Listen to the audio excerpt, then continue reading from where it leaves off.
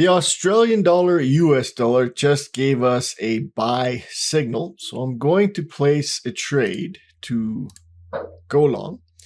Stop loss is placed.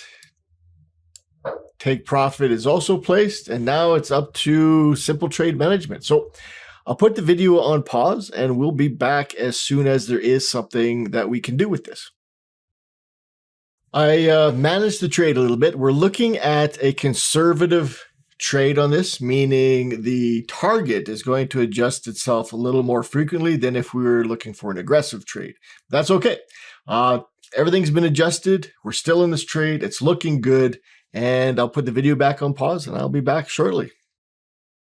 Being a conservative trade, our conservative target trigger is telling us that we need to get out of the trade now.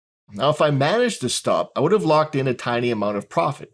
So what I'm going to do, again, because this is a conservative trade, because we're looking at some very specific rules here, I am going to... So we're out of the trade now, again, for very specific reasons. So let's take a look and see how this trade went. What did we get for this one? Now, this was a nice trade. It did move considerably. This was the entry, was on the close of this candle here, and we closed the trade right when we have the conservative target get hit. Now, there wasn't a whole lot of extra space, so we didn't sacrifice too much on this, but following the rules, again, is where that consistency comes from. And this trade is a nice little profit of $990. So even though we didn't get all the way to our initial target, we still did really, really well on this trade.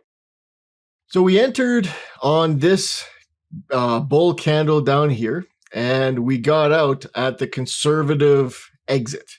Now, we did really well on this trade. On this particular Australian dollar, US dollar, we made $930. So we still did really well, even though we had to cut the trade short because of the conservative signal telling us to do so.